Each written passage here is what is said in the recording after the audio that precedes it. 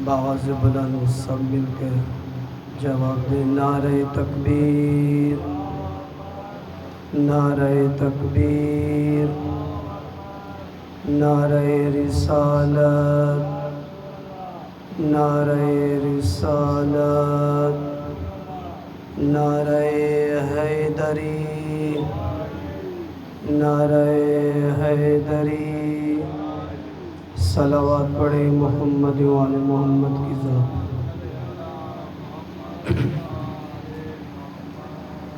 اپنے اپنے مرحومین کی مغفرت اور بلندی درجات کے لیے مل کر صلوات پڑھیں محمد و آل محمد کی ذات۔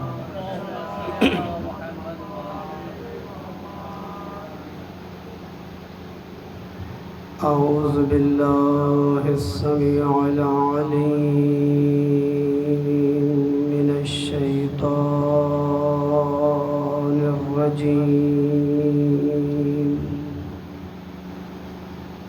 بسم اللہ الرحمن الرحیم،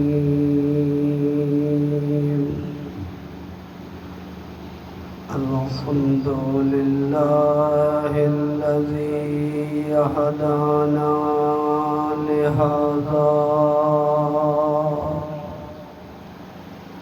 وما كنا لنهتدي لولا أن هدانا الله،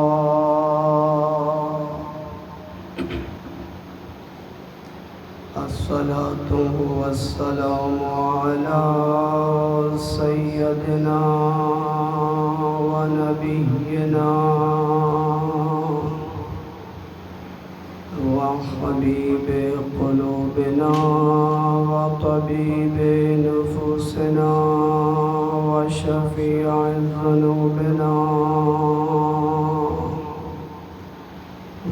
مولانا ومولى الثقلين أبي القاسم محمد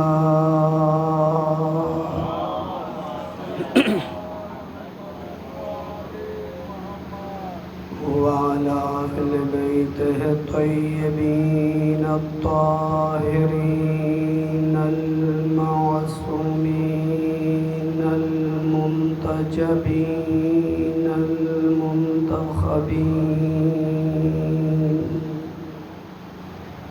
الذين أذهب الله عنهم الرجس أهل البيت وطهرهم تطهيرا،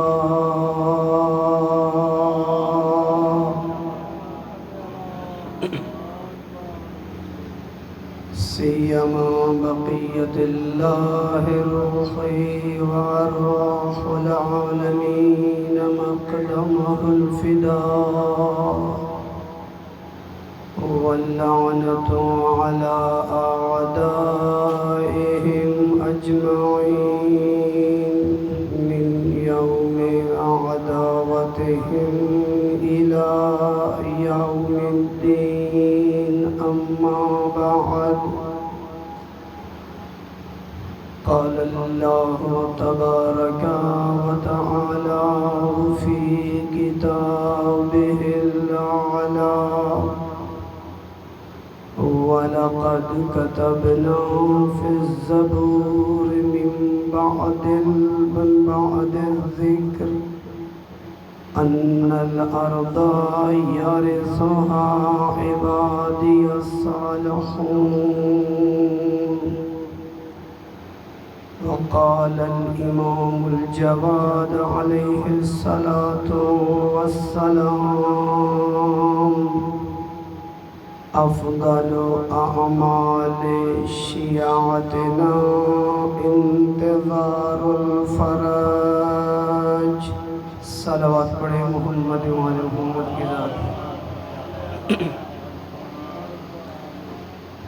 دعا ہے پروردگار عالم ہمارا اس مقدس مقام پہ حاضر ہونا اپنی بارگاہ میں عبادت شمار فرمائے، ہم سب کی توفیقات خیر میں اضافہ فرمائے، مومنین کے دلوں پر، مومنین کے گھروں پر اپنی خاص رحمت کا نزول فرمائے، پریشانیوں اور مشکلات کو دور فرمائے، تنگ دستوں کی تنگ دستی کو دور فرمائے، بیماروں کو شفا عنایت فرمائے، جو مومنین بے اولاد ہے پروردگار عالم اولاد صالح عطا فرمائے، بے روزگار مومنین کو رزق حلال عطا فرمائے، پروردگار عالم ہمیں راہ حسین ابن علی کو مرتے دم تک زندہ رکھنے کی توفیق عطا فرمائے، وطن عزیز پاکستان کی حفاظت فرمائے، ملت مظلوم غزہ کو ان ظالموں کے شر سے نجات عطا فرمائے، رہبر معظم انقلاب کی حفاظت فرمائے، اپنی حجت امام زمانہ کے ظہور میں تعجیل فرمائے، دعا کی قبولیت کے لیے مل کر صلوات پڑھیں محمد و آل محمد کی ذات پہ۔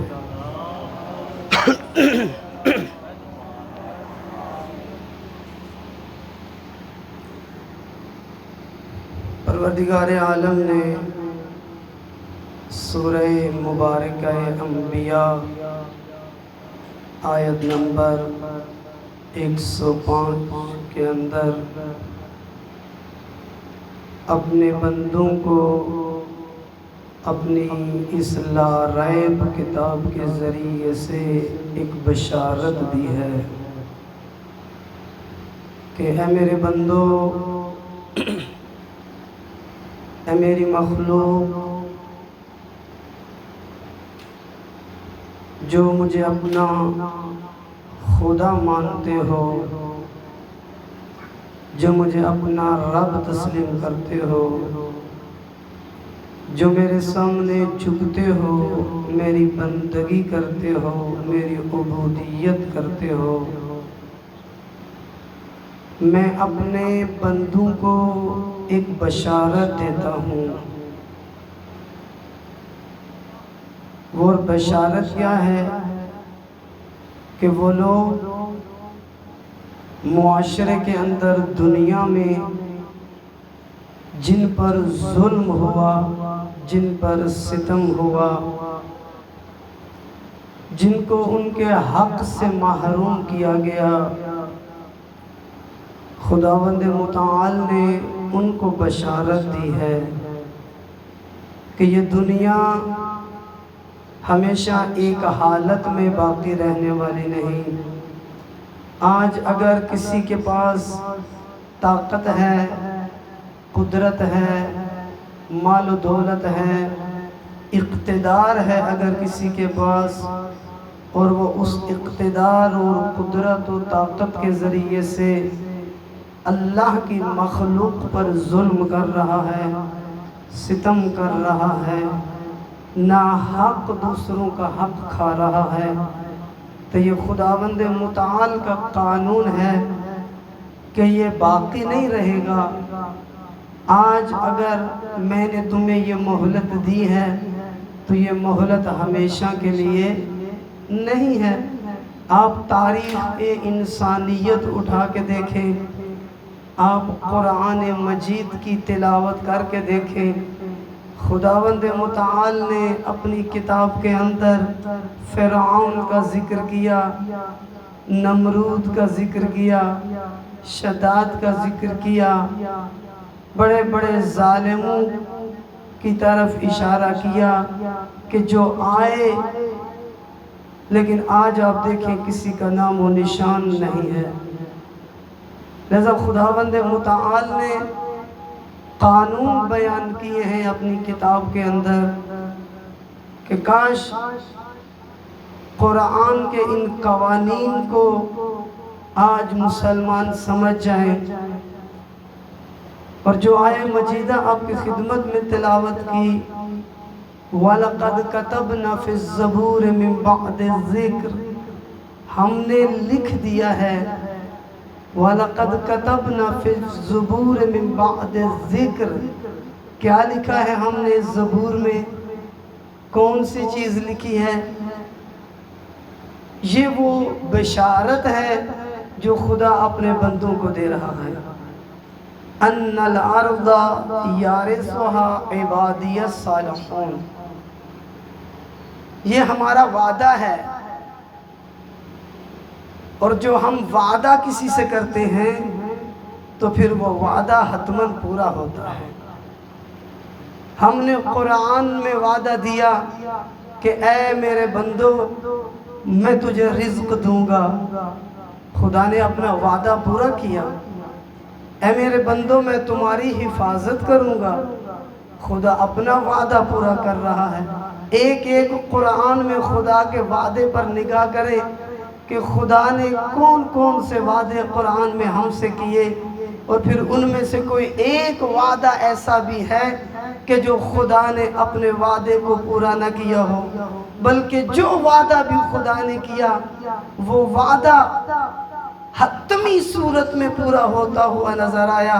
لیکن انسان ایک مرتبہ اپنی طرف نگاہ کرے کہ خدا نے جو انسان سے وعدے کیے وہ تو اپنے وعدے کی وفا کر رہا ہے، لیکن انسان کتنا ہے کہ جو اپنے خدا سے وعدے کرتا ہے، ہر روز وعدے کرتا ہے، ہر لمحے وعدے کرتا ہے، لیکن کتنا ہوں کہ میں اپنے وعدوں کی وفا کرتا ہوں۔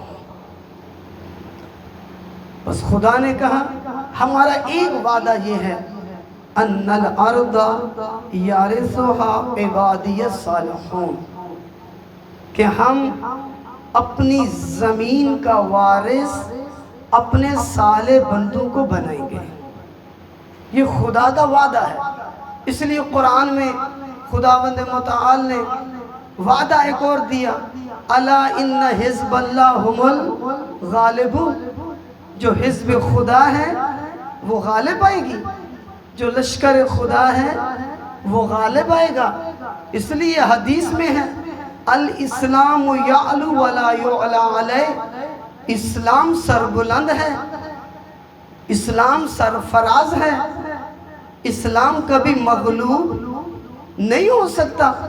دنیا والے جتنی بھی سازشیں کریں تاکہ اسلام کو شکست دے سکیں، ممکن ہے مسلمانوں کے اندر کچھ خائن پیدا ہو جائے اور وہ خیانت کر کے امت اسلامی کے لیے ننگ و عار کا موجب بنے، لیکن اسلام شکست نہیں کھا سکتا، بلکہ یہ خدا نے وعدہ کیا ہے قرآن کے اندر۔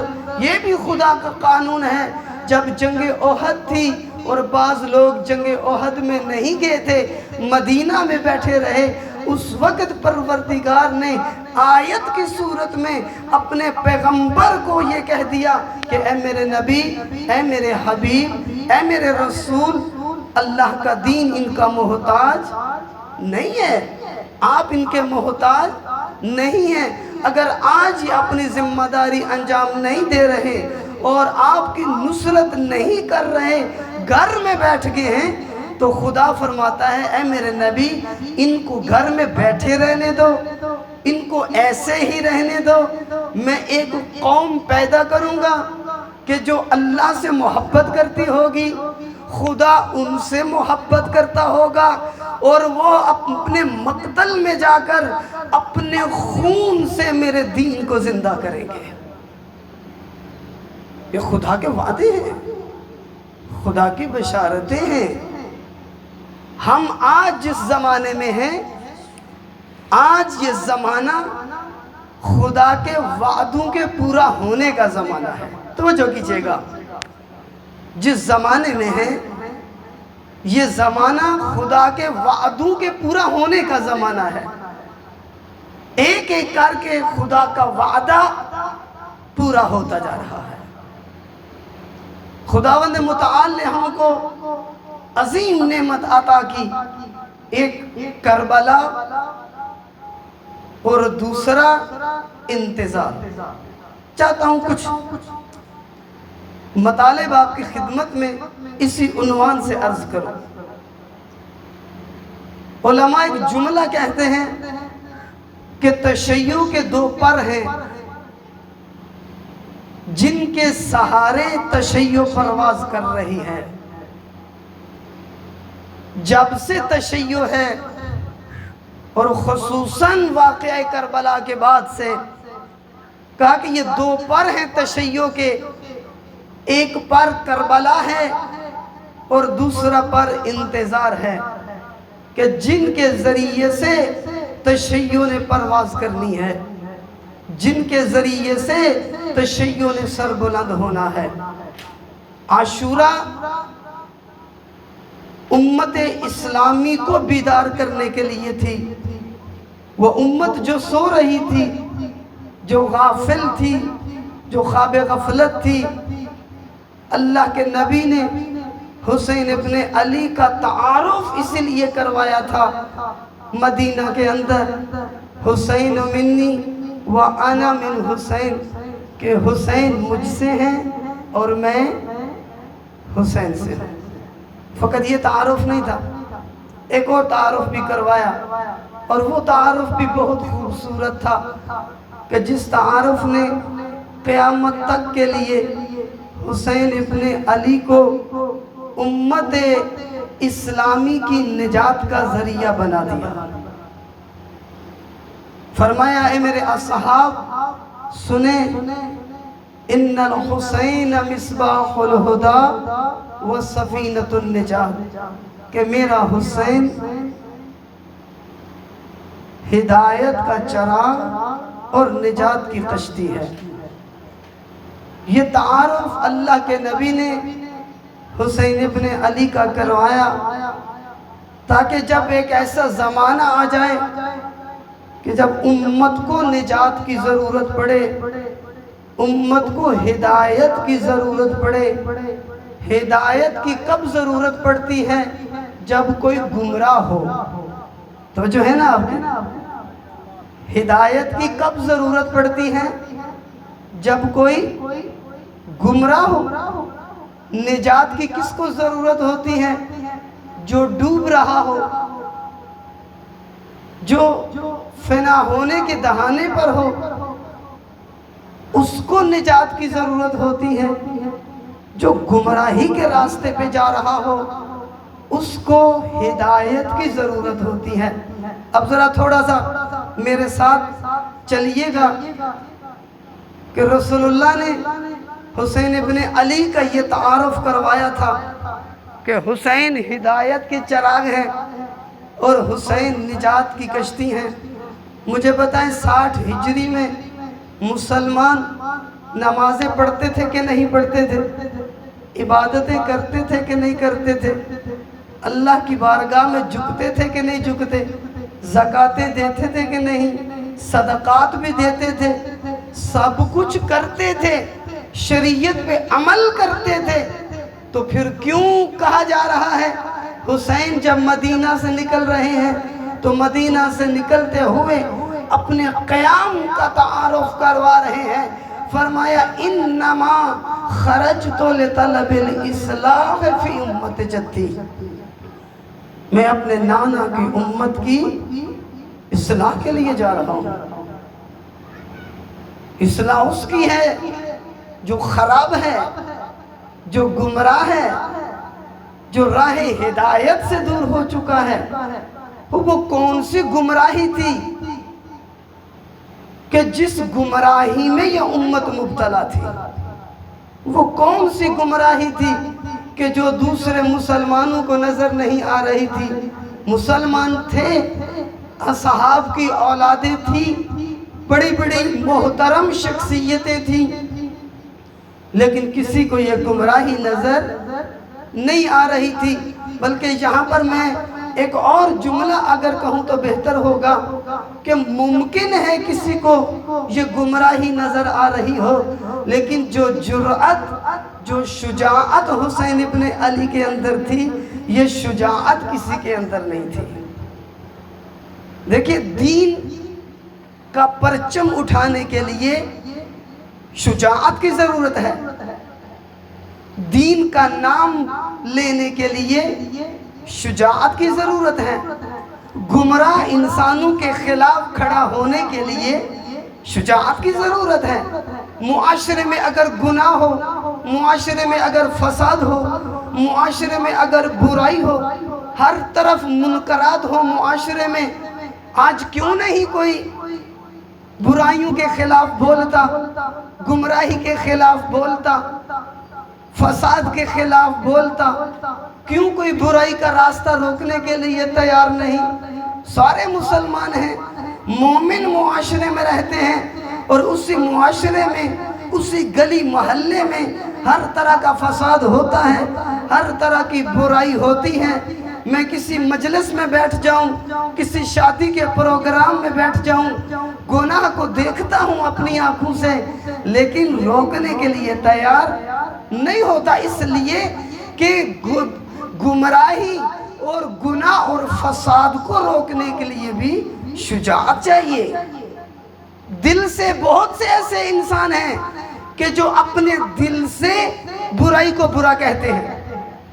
یہ بھی بہت بڑی بات ہے کہ انسان اپنے دل سے کسی چیز کو برا کہے، کسی چیز کو اپنے دل سے غلط کہے۔ یہ بہت بڑی بات ہے کہ انسان حقیقت کو تسلیم کرتا ہے کہ یہ بات غلط ہے اور یہ بات صحیح ہے، لیکن یہ بہت ابتدائی مرحلہ ہے۔ مومن سے خدا نے یہ نہیں مانگا۔ خداوند متعال نے قرآن مجید کے اندر معاشرے کی اصلاح کا ایک طریقہ بتایا ہے۔ آئیں دیکھیں، کربلا کو سمجھیں کہ حسین کون سی اصلاح کرنے جا رہے تھے، کیسے معاشرے کی اصلاح کرنے جا رہے تھے۔ قرآن میں خدا نے امت کی اصلاح کا طریقہ بتایا ہے۔ کہاں امت کی اصلاح گھروں میں بیٹھ کر، بیٹھکوں میں بیٹھ کر، محفلوں میں بیٹھ کر افسوس کرنے سے امت کی اصلاح نہیں ہو سکتی کہ میں خبریں سن کے، باتیں سن کے افسوس کرنا شروع کر دوں، فلاں جگہ پر یہ برائی ہو رہی ہے، فلاں جگہ پر یہ ظلم ہو رہا ہے، فلاں جگہ پر یہ زیادتی ہو رہی ہے، فلاں جگہ پر کسی کا حق غصب ہو رہا ہے۔ کہا اس طریقے سے معاشرے کی اصلاح نہیں ہو سکتی۔ آپ اس طریقے سے معاشرے سے برائی کو ختم نہیں کر سکتے، معاشرے کے فساد کو ختم نہیں کر سکتے۔ اگر توجہ کیجئے گا، اگر گھر بیٹھ کر، اگر اپنے شہر میں بیٹھ کر، اگر مسجد نبوی میں بیٹھ کر معاشرے کی اصلاح ہو سکتی تو زہرا کا بیٹا مدینہ سے نہ نکلتا، مدینہ سے نہ نکلتے حسین۔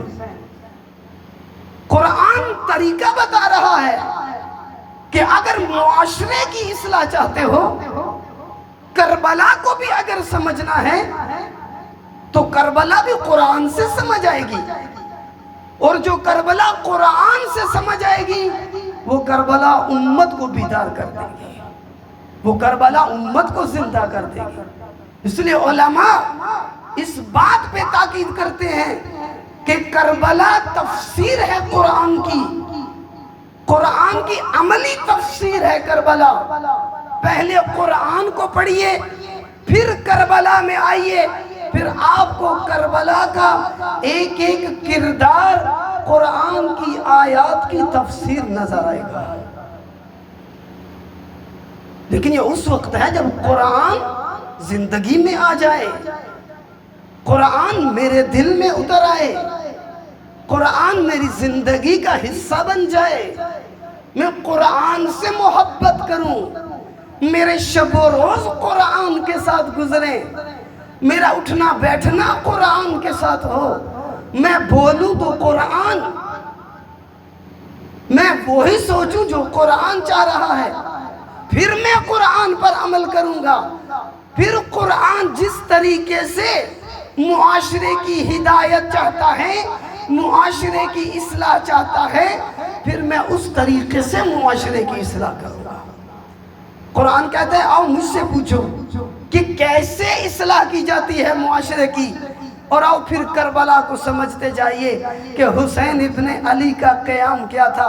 قرآن کہتا ہے وَلْتَكُمْ مِنْكُمْ أُمَّةٌ، تم میں سے ایک جماعت ایسی ہونی چاہیے، تم میں سے گروہ ایسا ہونا چاہیے جو ذمہ دار ہو، جو احساس ذمہ داری کرے، جو گھر میں لا تعلق نہ بیٹھے، دوسروں کی باتیں سن کے فقط اظہار افسوس نہ کریں، بلکہ میدان عمل میں اتر آئے۔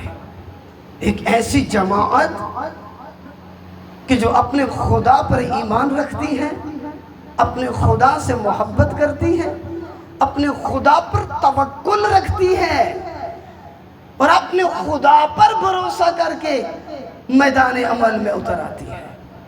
یہی کام حسین ابن علی نے کیا۔ جب امت غافل تھی، جب امت سو رہی تھی، خواب غفلت میں تھا یہ معاشرہ، اپنی عبادتوں میں مصروف تھا، لیکن ان کو اتنا شعور نہیں تھا کہ آج منبر رسول اللہ پہ کون بیٹھا ہوا ہے۔ دین عبادت سے پہلے معیار بتاتا ہے، دین شریعت پر عمل سے پہلے شعور کو بیدار کرتا ہے، بصیرت دیتا ہے کہ جس دین پر عمل کر رہے ہو، آؤ دیکھو اس کی زمام کس کے ہاتھ میں ہے۔ یہ کربلا کی طاقت تھی کہ حسین ابن علی اس امت کو اٹھانے کے لیے آئے تھے۔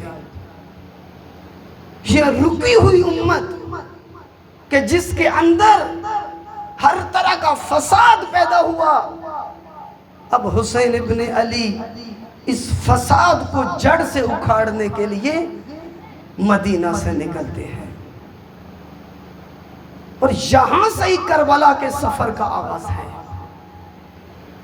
اہل بیت اطہار نے، ائمہ معصومین علیہ السلام نے اسی لیے کربلا کو زندہ رکھا تھا کہ حسین جس مقصد کے لیے کربلا میں آئے تھے، اگر یہ کربلا زندہ رہی تو قیامت تک یہ مقصد پورا ہوتا رہے گا،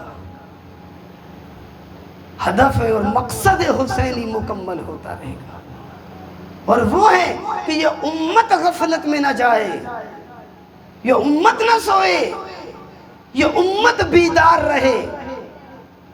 اس لیے خداوند متعال نے کربلا کے ساتھ انتظار کو بھی رکھا کہ میرے سامنے ایک مقصد بھی رہے، ایک ہدف بھی میرے سامنے رہے کہ جس حرکت کا آغاز، جس تحریک کا آغاز حسین ابن علی نے کیا تھا 60 ہجری میں، اس کا اختتام ظہور مہدی سے کے ساتھ ہونا ہے۔ انسانیت نے اپنی بیداری کی جو معراج کو پہنچنا ہے، وہ اس وقت ہے جب حجت خدا تشریف لائے گی۔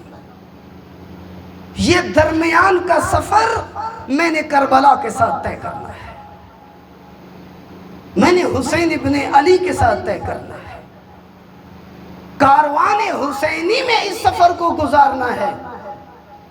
اور یہ جو میں نے آپ کی خدمت میں روایت پڑھی امام جواد علیہ السلام سے، توجہ کیجئے گا کہ آج ہم کس زمانے میں ہیں، آج ہم نے کیا کرنا ہے تاکہ ہم کربلا کا حق ادا کر سکیں، تاکہ کربلا کے قدردان بن سکیں، تاکہ کل ہم حضرت موسیٰ، توجہ کیجئے گا، ایک اہم نکتہ آپ کی خدمت میں عرض کرنے لگا ہوں۔ حضرت موسیٰ کوہ طور پہ گئے تھے، اپنے بعد حضرت ہارون کو اپنا جانشین بنا کے گئے، توجہ ہے نا آپ کی، اپنے بعد حضرت ہارون کو اپنا جانشین بنا کے گئے۔ جب کوہ طور پر گئے، پہلے 30 دنوں کے لیے گئے، اس کے بعد 10 دنوں کا اضافہ ہوا، 40 دن لگ گئے۔ جب 40 دنوں کے بعد حضرت موسیٰ علیہ السلام اللہ کے نبی واپس آئے تو کیا دیکھا؟ قرآن میں یہ واقعہ پڑھتے ہیں نا، تو کیا دیکھا کہ قوم بچھڑے کی پرستش کر رہی ہے، اس کے سامنے جھکی ہوئی ہے۔ حضرت موسیٰ نے کیا کیا؟ بچھڑے کی طرف نہیں گئے، آتے ہیں حضرت ہارون کے پاس، اور آ کے کیا کیا؟ آج دیکھیے ہماری ذمہ داری کیا ہے. آج ہم ہیں کربلا کے وارث، آج ہم ہیں اس ذکر کے وارث، آج ہم ہیں عاشورہ کے وارث، آج ہم ہیں تحریک زینبی کے وارث، کہ جنہوں نے اس تحریک کو اپنے کندھوں پہ اٹھانا ہے. حضرت موسیٰ نے آگے ان لوگوں سے کچھ نہیں کہا، بچڑے سے کچھ نہیں کہا، آتے ہیں سیدھا حضرت ہارون کے پاس، اور قرآن کہتا ہے آکے کیا کیا حضرت موسیٰ نے؟ سیدھا آکے حضرت موسیٰ نے ہارون کی داڑھی کو پکڑ لیا کہ اے ہارون، میں تجھے اپنا جانشین بنا کے گیا تھا، اپنی جگہ پر چھوڑ کے گیا تھا، اپنا نمائندہ بنا کے گیا تھا کہ میرے بعد اس امت کو سنبھال کے رکھنا ہے، اس کو گمراہی سے بچانا ہے، اس کو ضلالت سے بچانا ہے، اس کو فساد سے بچانا ہے. لیکن تمہارے ہوتے ہوئے یہ امت سامری کے پیچھے چلی گئی، سامری کی پیروی کرنا شروع کر دی. اس وقت حضرت ہارون نے اپنا عذر پیش کیا کہ اے نبی خدا، میں نے اپنی ذمہ داری کو انجام دیا. توجہ کیجئے گا، حضرت ہارون نے جواب دیا نبی خدا کو کہ اے نبی خدا، جو میری ذمہ داری تھی میں نے اپنی ذمہ داری کو انجام دیا. جب حضرت ہارون نے اپنا عذر پیش کر دیا کہ میں نے اپنی ذمہ داری پوری کی، ان لوگوں نے میری بات پر توجہ نہیں کی، اب آئیے آج ہم وارث کربلا ہیں، آج ہم وارث عاشورہ ہیں.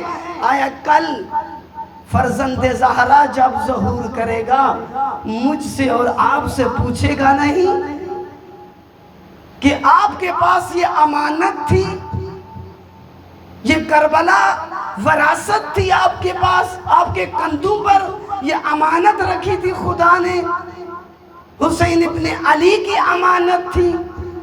کتنا میں نے اس امانت کی حفاظت کی. حفاظت تو دور، میں اپنے معاشرے کو کربلا سمجھا ہی نہیں سکا، صحیح کربلا کا تعارف ہی نہیں کروا سکے.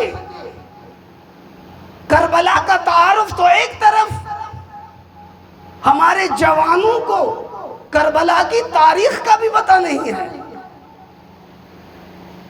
کہ واقعہ کربلا میں کون کون سے کردار تھے. اس قدر ہم دور ہیں کربلا اور عاشورہ سے. ذمہ داری بہت زیادہ ہے.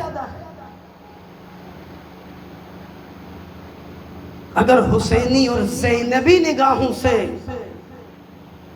اس عزاداری کی طرف توجہ کریں، اس عزاداری کا مطالبہ ہم سے بہت زیادہ ہے.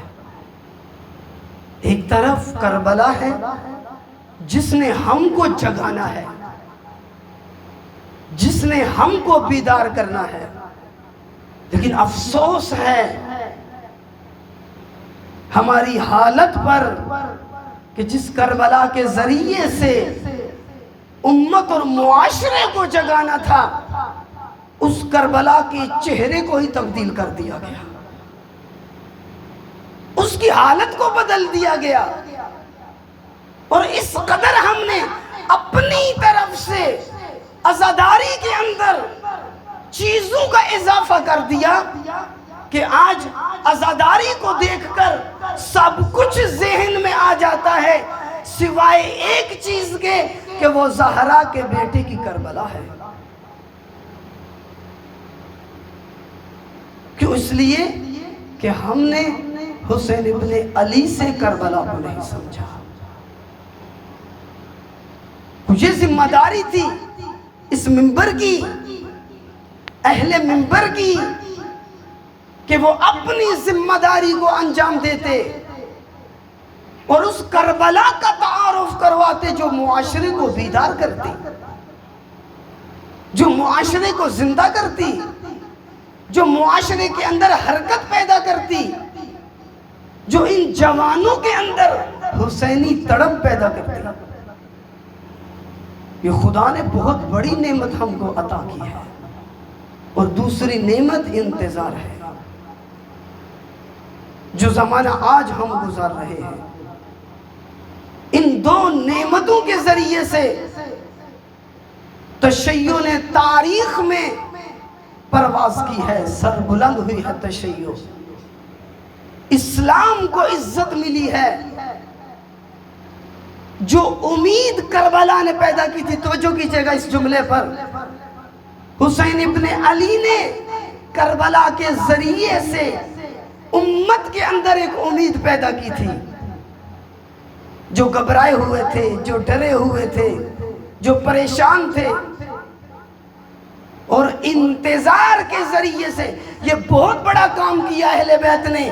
ایک طرف کربلا کو زندہ رکھا، دوسری طرف انتظار کو زندہ رکھا. روایات اٹھا کے دیکھیں، ایک طرف عزاداری کو زندہ رکھا، دوسری طرف انتظار کو زندہ رکھا، کہ اگر یہ دو پر اپنی جگہ پر قائم رہے تو اسلام بھی زندہ رہے گا، تشیع بھی زندہ رہے گی. اور ان کے ذریعے سے حفاظت کی اسلام کی، کہ اگر یہ ان کی اپنی پہچان زندہ رہے تو کوئی اسلام کو نقصان نہیں پہنچا سکتا، کوئی امت اسلامی کو نقصان نہیں پہنچا سکتا. لیکن ہم نے عاشورہ کا بھی صحیح تعارف نہ سمجھا، انتظار کا بھی صحیح تعارف نہ سمجھا. عاشورہ بھی بیدار کرنے کے لیے تھی، انتظار بھی بیدار کرنے کے لیے تھے، لیکن نہ عاشورہ کو سمجھے اور نہ انتظار کو سمجھے. نتیجہ کیا نکلا؟ عاشورہ بھی رسم بن گئی اور امام عصر کے لیے دعا کرنا عادت بن گیا. کسی سے ہمارا رابطہ مضبوط نہ ہو سکا. اہل بیت و ائمہ نے ان دو چیزوں کو زندہ رکھا تھا تاکہ ہمارا رابطہ اہل بیت سے مضبوط رہے، ہمارا رابطہ امامت اور ولایت سے مضبوط رہے. کیونکہ جب تک ولایت سے رابطہ امت کا مضبوط رہے گا، یہ امت زندہ رہے گی، یہ امت نجات کے راستے پہ رہے گی. اس لیے رسول اللہ نے اپنے جانے سے پہلے یہ حدیث بیان کی تھی، انی تارک فیکم الثقلین کتاب اللہ وعطرتی اہل بیتی ما ان تمسکتم بہما لن تضلوا بعدی ابدا. کہاں ایک طرف قرآن اور دوسری طرف میرے اہل بیت ہیں، ان سے اپنا رابطہ مضبوط رکھنا. عاشورہ اور انتظار کا فلسفہ یہی ہے کہ میرا اہل بیت سے رابطہ مضبوط رہے. اب ذرا میں سوچوں، میں نے اپنی زندگی میں کتنا عزاداری کے ذریعے اور انتظار کے ذریعے سے اہل بیت سے اپنا رابطہ مضبوط کیا ہے. ذرا سوچو، میری زندگی میں کتنے اہل بیت ہیں، کتنا میرے شب و روز میں اہل بیت رہتے ہیں. آج میرے دل میں کون آباد ہے؟ آج میری زندگی کس کے اشارے پہ گزر رہی ہے؟ جو میری زندگی کا امام ہے اسی سے میرا رابطہ مضبوط ہے، اسی سے میرا رابطہ جڑا ہوا ہے. اور خداوند متعال نے اپنی سنت کو ہمیشہ قائم رکھا ہے، ہمیشہ زندہ رکھا ہے خدا نے اپنی سنت کو. اور وہ سنت کیا ہے؟ کہ میں اپنے دین کے ذریعے سے انسانیت کو زندہ کروں گا. اور دین کی زندگی کا ذریعہ حسین ابن علی نے فراہم کیا کہ اگر دین کو زندہ رکھنا ہے تو کربلا کو زندہ رکھو، اگر دین کو زندہ رکھنا ہے تو امام زمانہ کو زندہ رکھو. اپنی زندگیوں میں امام زمانہ کو زندہ رکھو، اپنے دلوں میں امام زمانہ کو زندہ رکھو، اپنے دلوں میں وقت کے امام کی محبت کو پیدا کرو. شب و روز میں اپنے وقت کے امام کی یاد میں گزاروں. اور یہ وہ چیز تھی جس نے تشیع کو عزت و سربلندی عطا کی. آج اپنے زمانے پہ آپ نگاہ کریں، اپنے عصر میں آپ جہاں پر آج تشیع کو دیکھ رہے ہیں، کبھی آپ نے سوچا بھی تھا کہ تشیع کو اتنی عزت ملے گی، تشیع اتنا طاقتور ہو جائے گا، تشیع کے اندر اتنی طاقت آ جائے گی؟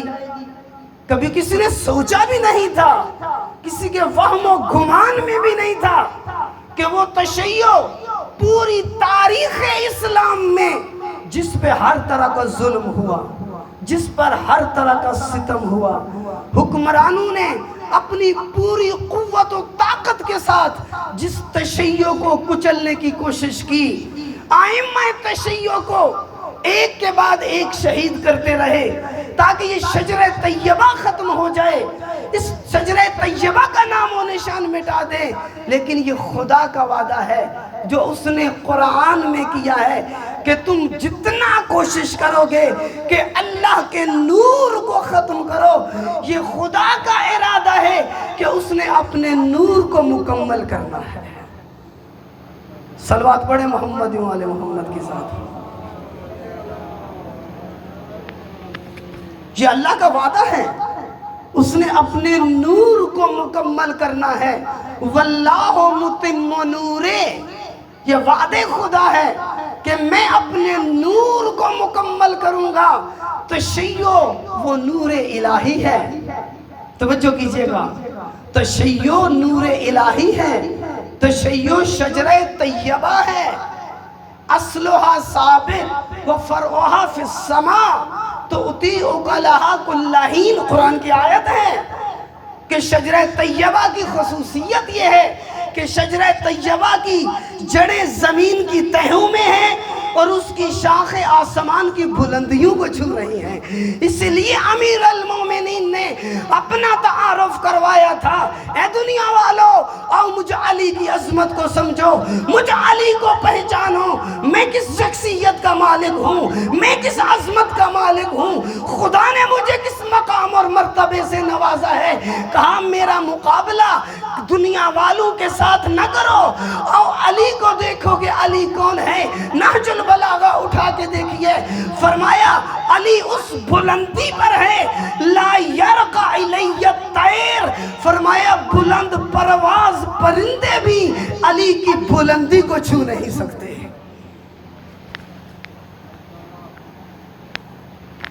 تشیع اس شجرہ طیبہ کا نام ہے کہ جو اہل بیت سے نکلا ہے. پوری طاقت استعمال کی کہ تشیع کو ختم کر دیں، تشیع کو کا راستہ روکیں. بڑے بڑے ظالم آئے، بڑے بڑے جابر آئے، ہر طرح کا ظلم و ستم کیا، لیکن کوئی اس شجرہ طیبہ کو مٹا نہیں سکا. کوئی تشیع کا راستہ روک نہیں سکا، نہیں روک سکتے تھے. کیوں؟ اس لیے کہ یہ خدا نے قرآن میں اس کا وعدہ دے دیا. جب غدیر میں اللہ کے نبی کے ذریعے سے من کنت مولا فہذا علی مولا کی صدا کے ساتھ اپنے دین کو مکمل کیا، اپنی نعمت کو تمام کیا، اس وقت قرآن کی آیت کے ذریعے سے قیامت تک کے لیے ان لوگوں کو بتا دیا جو اس امید کے ساتھ بیٹھے ہوئے تھے کہ اللہ کا نبی دنیا سے جائے گا، اسلام ختم ہو جائے گا، قرآن ختم ہو جائے گا، توحید کی باتیں ختم ہو جائیں گی. تو خدا نے یہ قیامت تک کے لیے اس اعلان کے ذریعے سے اہتمام کر کے قرآن میں آیت کی صورت میں پیش کر دیا. الیوم یئس الذین کفروا، آج میں غدیر میں اعلان ولایت کے ذریعے سے اسلام کو ایسا محافظ دے کے جا رہا ہوں کہ جس کے ذریعے سے قیامت تک کے لیے کفار مایوس ہو جائیں گے. درود پڑھے محمد و آل محمد کی ذات میں. سب نے کوشش کی لیکن کوئی راستہ نہیں روک سکا تشیع کا. اور پھر انتہا ہوئی. خدا نے اس تشیع کی اس طاقت کو جو چھپی ہوئی تھی ایک مرتبہ ظاہر کیا. چھپی ہوئی تشیع کی طاقت تھی. ابھی شیعہ بھی اپنی طاقت کو نہیں جانتے تھے. پیروان اہل بیت کے پاس کربلا تھی، غدیر تھی، انتظار تھا، لیکن اپنی طاقت کو نہیں سمجھتے تھے کہ خدا نے ہم کو کون سی طاقت عطا کی ہے، خدا نے ہمیں کس عظمت سے نوازا ہے، کیا کچھ ہمارے پاس ہے. شیعہ اس سے غافل تھا. خدا نے ایک مرتبہ تشیع کو زمین سے باہر نکالا، اس شجر طیبہ کی شاخوں کو باہر نکالا، اور ایک پیرو کربلا فرزند حسین پرچم کربلا کو اٹھا کے، پرچم غدیر کو اٹھا کے میدان عمل میں اتر آیا. کہا تم اس کربلا کو مٹانا چاہتے تھے، تم اس عاشورہ کو مٹا رہے تھے، تم اہل بیت کا راستہ روک رہے تھے، تم تشیع کو ختم کرنا چاہتے تھے. آج آؤ دوبارہ میں انہی اہل بیت کا وارث، آج کربلا کا وارث بن کے، جیسے حسین ابن علی نے 61 ہجری میں وارث کربلا بن، وارث اسلام بن کے اور وارث قرآن بن کے اپنے زمانے میں اسلام کو زندہ کیا، اپنے زمانے میں امت کو زندہ کیا. ایک مرتبہ پھر خدا نے اپنی سنت کا تکرار کیا اور ایک مرد مجاہد کو، ایک مرد قلندر کو پرچم کربلا دے کے میدان میں اتار دیا کہ آج تشیع کی عزت کا زمانہ شروع ہو رہا ہے، آج تشیع کی سربلندی کا زمانہ شروع ہو رہا ہے. آپ نے اپنی آنکھوں سے یہ منظر دیکھ لیا کہ اس زمانے میں جب کفار اپنی پوری طاقت کے ساتھ آج اسلام کے خلاف کھڑے ہوئے ہیں، اب کربلا کے خلاف کھڑے ہوئے ہیں، تشیع کے خلاف کھڑے ہوئے ہیں، آج جس نے آ کر ان کا راستہ روکا اور ان کی ناک کو خاک میں رگڑا، وہ پرچم کربلا ہے، وہ پرچم غدیر ہے، وہ پرچم امام زمانہ ہے، اور وہ مرد ہے کہ جس نے اپنے ہاتھ میں پرچم کو بلند کر کے فرزند امام زمانہ بن کے علی خامنائی کی صورت میں میدان میں اتر کے بتا دیا تم جتنی بھی اپنی طاقت لے کے آ جاؤ، ہمارے پاس کربلا ہی کافی ہے.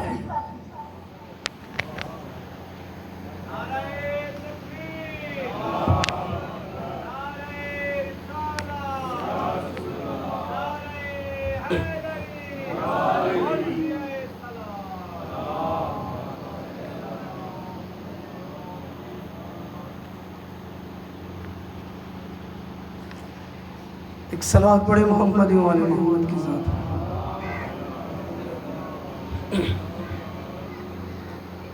دنیا نے دیکھا اس منظر کو. آج خدا نے تشیع کو اس کا مقام عطا کیا، بلکہ اگر میں ایسے کہوں تو ایسے زیادہ بہتر ہوا. آج خدا نے امامت کو اس کی جگہ پہ لا کے کھڑا کیا ہے. جو امامت کا مقام تھا، جو ولایت کا مقام تھا، آج وہ امامت اور ولایت اپنی جگہ پہ کھڑی ہے کہ جس کے ذریعے سے خدا نے یہ سارا اہتمام کیا تھا کہ امامت ہر زمانے میں اسلام کی محافظ ہے، ہر زمانے میں اسلام کو زندہ رکھے گی. دنیا اگر لا تعلق ہو جائے، دنیا اگر خواب غفلت میں سو جائے، دنیا اگر اپنے دنیا کے نشے میں مست ہو جائے، مسلمان اگر اپنے تیل کے نشے میں مست ہو جائیں، اپنے مال و دولت کے نشے میں مست ہو جائیں، اپنی قدرت و اقتدار کے نشے میں مست ہو کے اور بھول جائیں کہ کوئی اسلام بھی ہے، بھول جائیں کہ کوئی امت اسلامی بھی ہے، بھول جائیں کہ ہمارا کوئی قبلہ اول بھی ہے، بھول جائیں کہ آج غزہ میں کس طرح مظلوموں کا خون بہایا جا رہا ہے، آج ہے کوئی کہ کسی کے اندر اتنی غیرت ہو، کسی کے اندر انسانی غیرت ہو، کسی کے اندر اسلامی غیرت ہو، کسی کے اندر قرآنی غیرت ہو، اور اس کو اس غزہ کی سرزمین پر صبح و شام بے گناہ گرتے ہوئے خون نظر آ رہے ہوں؟ کوئی ہے ایسا؟ سب اپنے اقتدار میں کوئی زبان کھلنے کے لیے تیار نہیں، کوئی بولنے کے لیے تیار نہیں، کوئی اٹھنے کے لیے تیار نہیں۔ نہ عربی غیرت رہی، نہ اسلامی غیرت رہی، بلکہ بات تو یہاں تک آ گئی کہ خود یہود و نصارہ کی مدد کر رہے ہیں کہ آپ آؤ اور آگے ان کو ختم کر دو۔ یہ حالت امت اسلامی کی۔ ایک مرتبہ پھر امامت کا پرچم بلند ہوا، کربلا کا پرچم ہی اٹھا۔ جب سب سو رہے ہیں، جب سب غافل ہیں، سب خواب غفلت میں ہیں، اگر سب لا تعلق ہو جائیں پھر بھی کربلا والوں کی ذمہ داری ختم نہیں ہوتی۔ امیر المومنین نے فرمایا تھا جب آپ کی حکومت کے زمانے میں سرحد پر، بارڈر پر ایک یہودی خاتون کے پاؤں سے امیر شام کے سپاہیوں نے ظلم سے پازیب کو چھین اتارا، اور جب امیر المومنین کو خبر ملی، کہا کہ اگر کوئی انسان، اگر کوئی مومن اس خبر کو سن کے مر جائے تو اس پہ افسوس نہیں کرنا چاہیے۔ آج کیا حالت ہے امت اسلامی کی؟ آج کس طرح مسلمانوں کا قتل و غارت ہو رہا ہے، آج کس قدر خون کی ندیاں بہہ رہی ہیں، آج کس طرح ہر طرف ظلم و ستم ہے، ظلم و ستم چھایا ہوا ہے ہر طرف، اور سارے مسلمان تماشبین ہیں، سب تماشا دیکھ رہے ہیں۔ لیکن اس تماشائی ماحول میں جہاں سب فقط دیکھنے والے ہیں اور افسوس کرنے والے ہیں، یہاں پر پتہ چلتا ہے کہ کون ایسے ہیں جن کے اندر کردار زینبی ہے۔ کوفہ میں یہی تھا۔ کوفہ میں جب اہل بیت آئے، یہ تماشبین تھے، یہ فقط افسوس کر رہے تھے۔ اہل بیت کو اسیر دیکھ کر، اہل بیت کو مظلوم دیکھ کر، اہل بیت کو مقتول دیکھ کر کوفہ والے فقط تماشا دیکھ رہے تھے، فقط افسوس کر رہے تھے۔ وہی حالت جو آج اس امت اسلامی کی حالت ہے، اور اس حالت میں آپ دیکھیں کہ ایک ہی مکتب ہے جو میدان میں اترتا ہے۔ اس کوفے کے ماحول میں، اس آج کے کوفہ میں مسلم ابن عقیل اٹھتا ہے حسین ابن علی کا پرچم لے کر۔ آج اپنے آپ کو لبنان کا مومن عزادار غزہ کے مظلوم پہ قربان کرتا ہے۔ جو بم وہاں گرنے تھے حزب اللہ اپنے سینے پہ لیتی ہے، جو بم ادھر گرنے تھے سید حسن نصر اللہ اپنے سینے پہ لیتے ہیں کہ جب تک ہم زندہ ہیں نہ کوئی اسلام کی طرف آنکھ اٹھا سکتا ہے، نہ اس امت اسلامی کی طرف آنکھ اٹھا سکتا ہے۔ یہ ہے مکتب کربلا۔ اور آگے تشیع کی طاقت کو ثابت کیا۔ ایک اہم نکتہ آپ کی خدمت میں عرض کرتا جاؤں، توجہ کیجئے گا۔ آج کیوں پوری دنیا نے تشیع کو نشانہ بنایا ہوا ہے، اس پہ ذرا غور کریں، خصوصاً جوان اس پہ فکر کریں۔ آج کیوں پوری دنیا نے تشیع کو نشانہ بنایا ہوا ہے؟ پوری دنیا کو تشیع سے ڈرا رہے ہیں۔ نہیں ایسے ہو رہا، خوف پیدا کر رہے ہیں کہ ان کے قریب نہیں جانا، ان سے اپنے آپ کو دور رکھو، اس لیے کہ دشمن کو تشیع کی طاقت کا پتہ چل گیا ہے۔ توجہ کیجئے گا، اس لیے کہ دشمن کو تشیع کی طاقت کا پتہ چل گیا۔ ایک جملہ رہبر کا سناتا جاؤں کہ تشیع میں طاقت کتنی ہے۔ آج تشیع کس مقام پہ کھڑا ہے، آج خدا نے تشیع کو کتنی عزت عطا کی ہے، آج کس بلندی پہ تشیع پرواز کر رہا ہے۔ آج کا فرزند زہرا کربلا کے پرچم کو اٹھا کر یہ جو دھمکیاں دے رہے تھے، جو للکار رہے تھے، ہم ختم کر دیں گے، ہم پورا نظام مٹا دیں گے، ہم اس انقلاب کو تباہ کر دیں گے، ہم جمہوری اسلامی کو ختم کر دیں گے، اس فرزند زہرا نے ایک جواب دیا، کہا وہ زمانہ گزر گیا جب تم حملہ کر کے چلے جاتے تھے، وہ زمانہ گزر گیا جب تم مار کے بھاگ جاتے تھے، حملے کر کے بھاگ جاتے تھے۔ اگر آج ایک حملہ کرو گے تو 10 حملے دیکھنے پڑیں گے۔ ثابت کیا آج،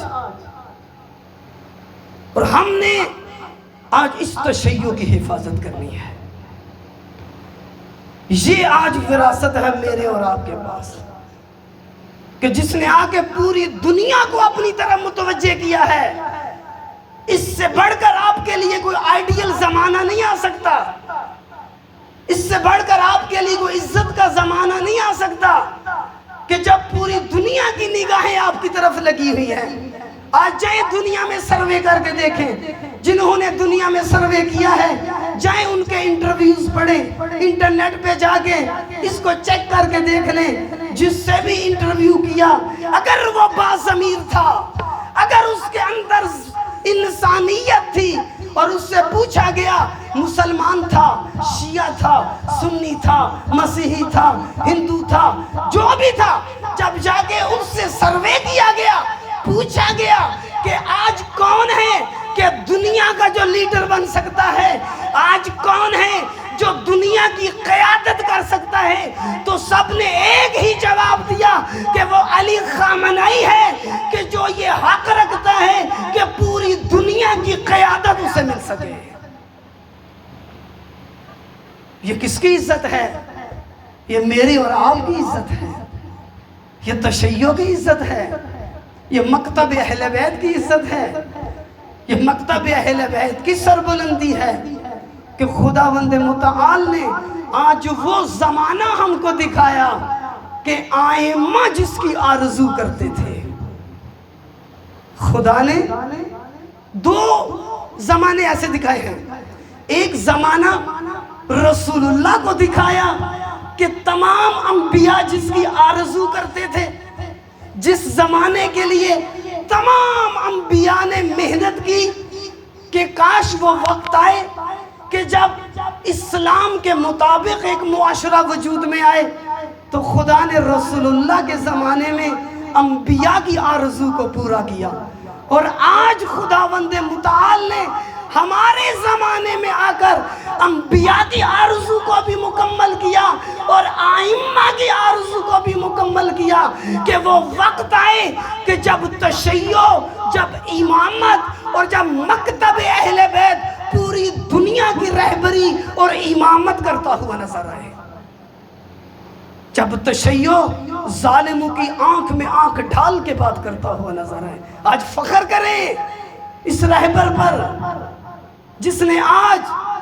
دنیا والوں کو جینا سکھا دیا، آج فخر کریں اس رہبر پر جس نے آج کی ظالم دنیا میں زندہ رہنے کا طریقہ بتا دیا، جس نے یہ اصول بتا دیے کہ کیسے معاشرے میں زندگی گزارنی ہے، کیسے دشمنوں میں زندگی گزارنی ہے، کیسے آپ نے جب ہر طرف سے اسلام پر حملے ہو رہے ہوں، آپ نے کیسے میدان عمل میں اتر کر اسلام کی حفاظت کرنی ہے۔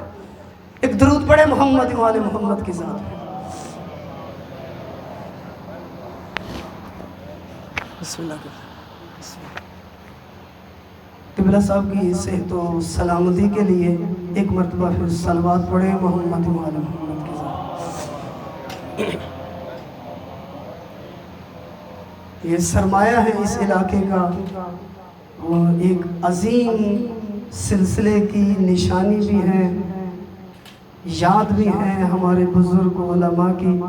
خداوند متعال ان جیسے علماء کا سایہ ہمارے سروں پر، اس معاشرے پر قائم و دائم رکھے، اور ہم سب کو اپنی ذمہ داریاں انجام دینے کی توفیق عطا فرمائے. صلوات پڑھیں محمد و آل محمد کے ساتھ.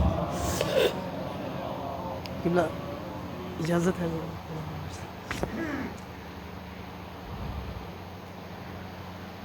بس آج کربلا کا یہی تقاضا ہے ہم سے، یہی پیغام ہے کربلا کا کہ آئیں آج اپنے زمانے کی کربلا کو سمجھیں، اپنے زمانے کی حق اور باطل کی جنگ کو سمجھیں، اپنے زمانے کے کربلا کے پرچم کو سمجھیں، اور جیسے خدا نے کربلا کے ذریعے سے آج تشیع کو عزت دی ہے، اسلام کو عزت دی ہے، اس امت اسلامی کا سر فخر سے بلند کیا ہے، آج یہ امانت میرے اور آپ کے پاس ہے. ہم نے اس امانت کی حفاظت کرنی ہے. ہم نے آج کے اس حق اور باطل کے معرکے میں حق کا ساتھ دینا ہے، حق کے پرچم کے سائے میں آنا ہے، اور اپنے زمانے میں حسینی کردار ادا کرتے ہوئے مہدوی کردار کو انجام دے کر اپنے زمانے میں حقیقی منتظر امام زمانہ بننا ہے. کہ آج تقاضا ہے کربلا کا کہ آج زندہ عزادار بنے، وہ عزادار جو زہرا کی بیٹی دیکھنا چاہتی ہے، وہ عزادار بنے. اس طرح کربلا سے اپنا رابطہ جوڑے جیسے علی کی بیٹی کا حسین سے رابطہ تھا.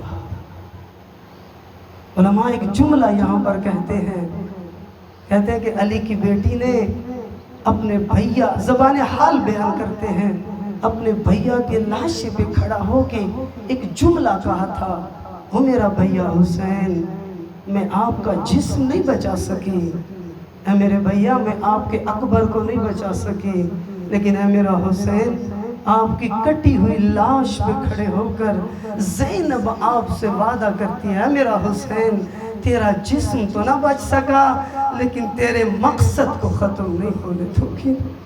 اللہ اکبر، اجرکم علی اللہ.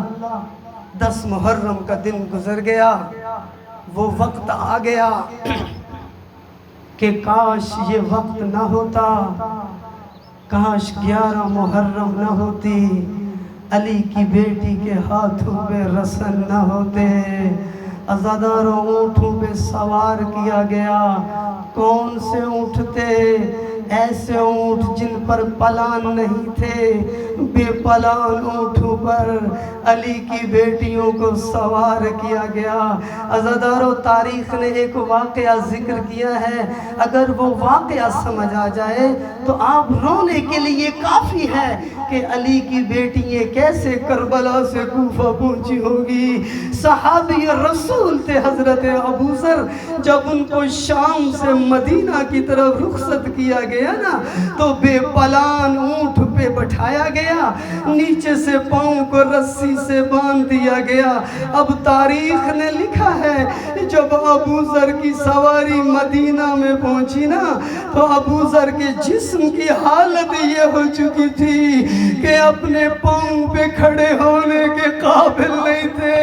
عزاداروں، اب تاریخ نے نہیں لکھا کہ علی کی بیٹی جب کوفہ میں آئی تو کیا حالت تھی علی کی بیٹیوں کی. اجرکم علی اللہ. ہاں، بازار کوفہ میں آ گئی. ایک مرتبہ رش بڑھا، جب تماشائیوں کا ہجوم بڑھا، علی کی بیٹیوں نے کوفہ والوں کو دیکھا کہ ہمیں دیکھ کے رو رہے ہیں. ایک مرتبہ کہا، ہمیں دیکھ کے اے مکار چہروں، ہمیں دیکھ کے رو رہے ہو، آج تمہیں رونا آ رہا ہے، تم اس وقت کہاں تھے جب میرا اکبر شہید ہو رہا تھا؟ تم اس وقت کہاں تھے جب میرے حسین کے گلے پہ خنجر چل رہا تھا؟ تم اس وقت کہاں تھے جب ہمارے خیمے لٹ رہے تھے؟ تم اس وقت کہاں تھے جب ہمارے خیام کو جلایا جا رہا تھا؟ اجرکم علی اللہ، عزادار و اہل بیت آ جاتے ہیں عبید اللہ کے دربار میں، دعا کریں یہ دربار نہ ہوتا، علی کی بیٹی کو یہ منظر نہ دیکھنا پڑتا۔ کیا حالت ہے عزادار عبید اللہ اپنے تخت پر بیٹھا ہوا، نامحرموں کا ہجوم ہے، اور نبی زادی پردے میں بیویوں کے درمیان بیویوں کا پردہ بنا کے بیٹھی ہوئی ہے۔ یہ ایک مرتبہ اس نجس انسان نے اپنی نجس زبان سے کہا، یہ کون ہے جو بیویوں کے ہجوم میں بیٹھی ہوئی ہے؟ ایک مرتبہ ایک کنیز نے کہا، ہاں یہ علی کی بیٹی زینب ہے۔ اس وقت اس ظالم نے کہا، اے علی کی بیٹی زینب، تجھے معلوم ہے کہ خدا نے آپ کو کتنا رسوا کیا، خدا نے آپ کو کتنا ذلیل کیا۔ اب اس وقت علی کی بیٹی علی بن کے عبید اللہ کے دربار میں کہتی ہے، اے ظالم تو ہمیں جانتا ہی نہیں ہے، ما رأیت الا جمیلا، میں نے تو کربلا میں خدا کے جمال کے سوا دیکھا ہی کچھ نہیں ہے۔ عزادارہ اس وقت یہ ظالم متوجہ ہوتا ہے سید ساجدین کی طرف اور کہتا ہے، یہ جوان کون ہے میرے دربار میں؟ کسی نے کہا یہ حسین کا بیٹا سجاد ہے۔ کہتا ہے سجاد تو کربلا پہ مارا گیا تھا۔ کہا گیا نہیں، جو شہید ہوئے تھے وہ علی اکبر تھے۔ اس وقت جب بات آگے بڑھی نا سید ساجدین اور عبید اللہ کے درمیان، ایک مرتبہ اس ظالم نے حکم دیا کہ یہاں پر ہی سید سجاد کو شہید کیا جائے۔ عزادارو یہ جملہ سنیے گا، میں نے ایک آسانی سے کہہ دیا، آپ نے آسانی سے سنا، لیکن ذرا پوچھئے علی کی بیٹی سے، شریکت الحسین زینب سے سنیے۔ عزادارو جب زہرا کی بیٹی نے جملہ سنانا، اب اپنی جگہ سے ایک مرتبہ اٹھتی ہے، اب اپنے پردے کو نہیں دیکھا، حسین کی نشانی کی طرف آگے بڑھی، اپنی گردن سجاد کی گردن پہ رکھی، کہا پہلے زینب کی گردن پہ تلوار چلے گی، پھر سید سجاد کی طرف